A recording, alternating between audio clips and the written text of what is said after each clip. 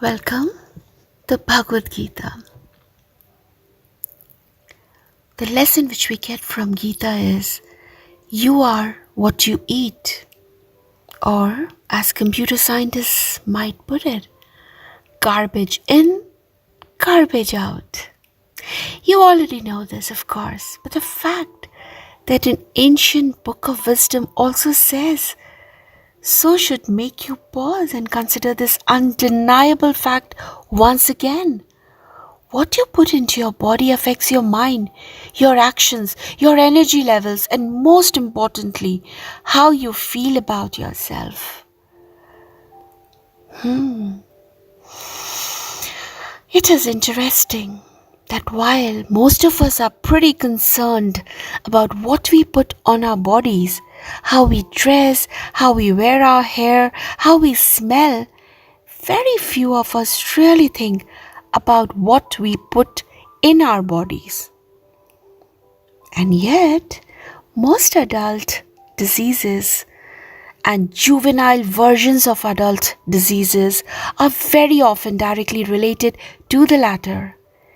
Even if we put aside talk of disease for the moment, what about the big 21st century problem called childhood, juvenile obesity, or tooth decay? Both are proven beyond doubt to be almost always directly related to what we put into our bodies. Well, let's say you have neither of these problems. You still know for a fact that after a truckload of junk food, your stomach craves for a hot, fresh, nutritious meal.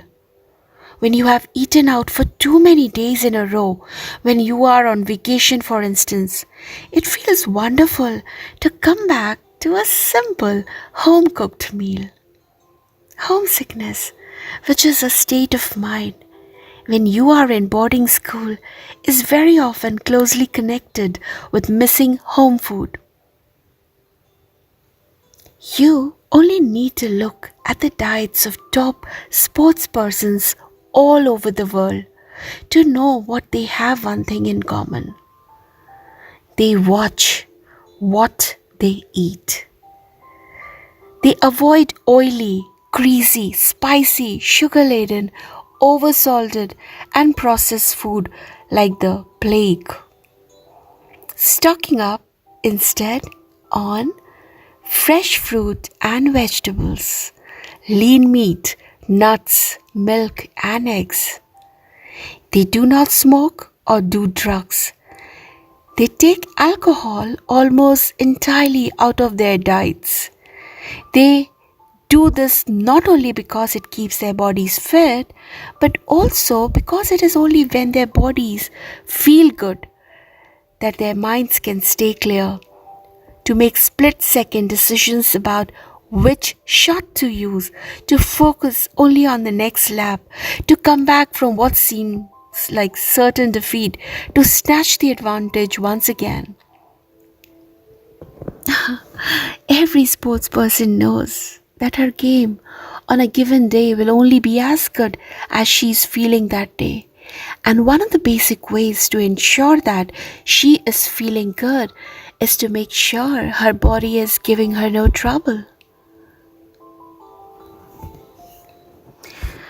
Now let's expand the scope of our topic a little and change you are what you eat to you are what you consume. And you will see that it still holds very true. What do you consume on a daily basis? The books, magazines, and newspapers you read, the television you watch, the websites you visit, the social media you hang out on, the conversations you are part of, the music you listen to. All these are part of what you consume each day. Just like with food, there is good information you can consume. Nourishing books, uplifting music, inspiring television programs, and so on. There is stuff that is neither too bad nor too good. And there is absolute junk. Whether you like it or not, what you consume affects your mind, your mood, and your actions. Of course, that doesn't mean you stop watching violent action movies altogether, or that you never read a trashy novel that has nothing to do recommend it except cheesy dialogue. All you need to do is to make sure that you also regularly include in your diet a feel good movie that celebrates the human spirit, or a television show about science or nature or history, or a book that makes you think and question, or inspires you, or fills you with peace or hope or laughter. A truly balanced menu would also include being part of warm and loving conversations with friends and family, and spending quality time with the one you love best. Yourself.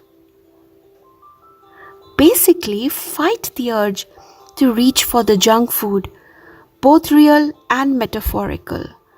Be very picky about what you eat and drink and consume, even if it doesn't always make for the funnest meal. Do this, and you will stay in the pink of physical, mental, emotional, and spiritual health always.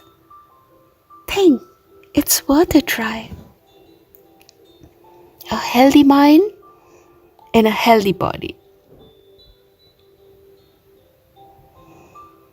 Ayu Sattva Balararogya Sukhapriti Vividha Naha Rasya Snigdha Sthira Hriday Adarsh Satvika Priya.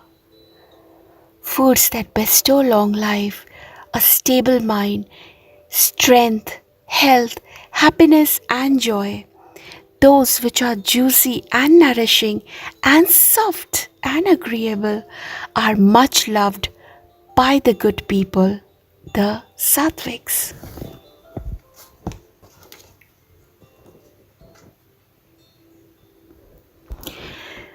I hope this would definitely make a change in your diet plan, or maybe help you to change yourself. Thank you so much for listening. Do share and subscribe.